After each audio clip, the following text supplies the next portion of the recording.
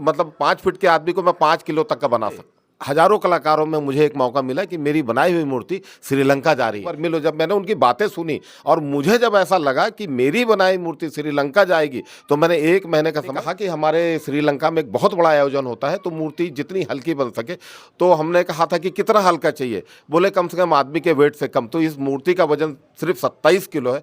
भिलाई के लिए काफ़ी सम्मान की बात है जब भिलाई के कलाकारों द्वारा बनाई हुई मूर्ति श्रीलंका जा रही है। जी हाँ, आपके सामने जो तस्वीर में मूर्ति दिखाई दे रही है, बुद्ध जी की मूर्ति है, और इस मूर्ति को भिलाई के ही रहने वाले एक पार्षद MIC मेंबर ने बनाया है।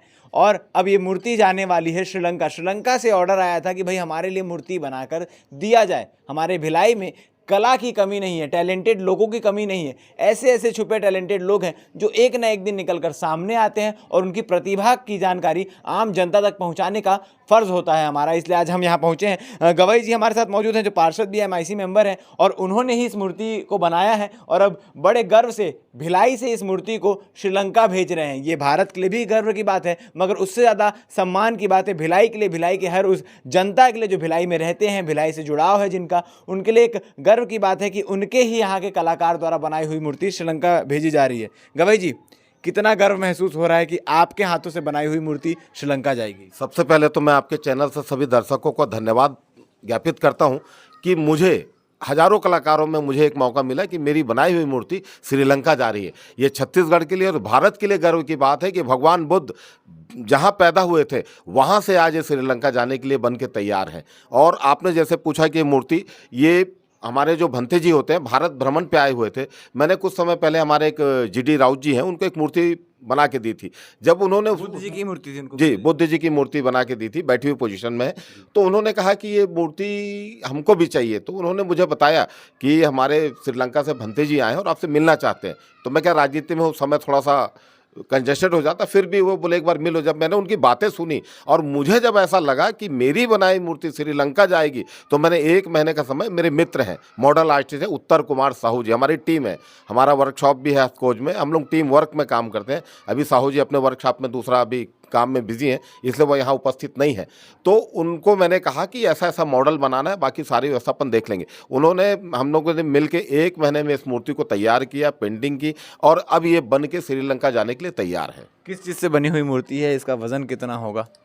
ये जैसा कि भंती जी ने कहा कि हमारे श्रीलंका में एक बहुत बड़ा आयोजन होता है, तो मूर्ति जितनी हल्की बन सके। तो हमने कहा था कि कितना हल्का चाहिए, बोले कम से कम आदमी के वेट से कम। तो इस मूर्ति का वजन सिर्फ 27 किलो है और ये फाइबर ग्लास से बनाई गई है।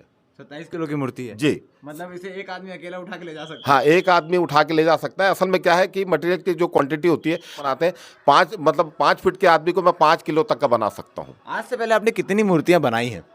इसके पहले मैंने झांकी में बनाई है। अभी हमारा शहीद जो चुम्बन यादव जी, उनकी मूर्ति बनाई है मेरे मित्र के द्वारा हम लोगों ने। उसका पावर हाउस देखा होगा आपने, डॉक्टर बाबा साहब चौक, वहाँ के मेरे द्वारा सौंदर्यीकरण किया गया था। और आज से 30 साल 35 साल पहले बघौ मंदिर है, बहुत पुराना मंदिर, वहाँ पे मैंने माता की मूर्ति बनाई थी जो आज भी वहाँ पर स्थापित है, सुपेला रावण भाटा। पूछने का तात्पर्य सिर्फ इतना था कि आपने कई मूर्तियाँ बनाई हैं, मगर जब इस मूर्ति का निर्माण कर रहे होंगे, जब निर्माण कार्य शुरू होगा, प्लानिंग शुरू होगी, तब एक मन में गर्व, एक गौरव महसूस हो रहा होगा कि भाई अब इस मूर्ति को जो मैं बना रहा हूँ बड़े प्यार से, सम्मान से बनाना है, क्योंकि ये श्रीलंका जाएगी और हमारे भारत को रिप्रेजेंट करेगी। जो भी देखेंगे भाई भारत से आई हुई मूर्ति है, भिलाई से आई हुई मूर्ति कहेंगे। देखियो, गर्व की बात तो मुझे, तो जब बात हुई ना, तो मुझे ऐसा लग रहा था कि मैं बुद्धलोक में पहुंच गया हूँ। भंते जी, जो उनकी भाषा मैं नहीं समझता था, एक बीच में हमारे भंते जी थे, वो ट्रांसलेट करके जब मुझे बता रहे थे इस मूर्ति का कास्ट बहुत है, परंतु मैंने ये कहा कि मूर्ति का जो लागत आएगी, जो खर्च आएगा, वो मुझे चाहिए। बोले कि ऐसा क्यों? क्योंकि मैंने कहा कि ये मेरे लिए बहुत गर्व की बात है कि बड़ी बड़ी पार्टियां जब ऑर्डर देने आती है तो अधिकतर लोगों को देखा जाता है, चाहे वो व्यापारी है चाहे कलाकार हो, कि पार्टी देखकर रेट डिसाइड करते हैं कि भाई इससे इतना ज़्यादा कमा लूँ, इससे इतना ज़्यादा कमा लूँ। मगर आप बता रहे हैं कि आपने सिर्फ लागत में बनाई है मूर्ति।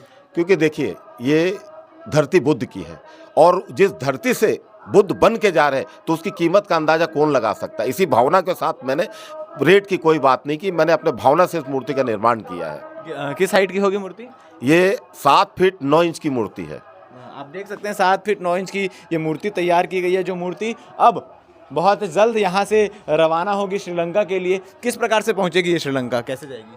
ये जैसे ही हमारे एक भंते जी अभी मुंबई से लाइन अप कर रहे हैं, श्रीलंका कैसा भेजा जाएगा, इसके लिए बॉक्स वगैरह सारा रेडी है। जैसे ही वहाँ से मुझे सिग्नल मिलेगा कि इस मूर्ति को भेजना है तो कार्गो के माध्यम से मुंबई और मुंबई से श्रीलंका जाएगी।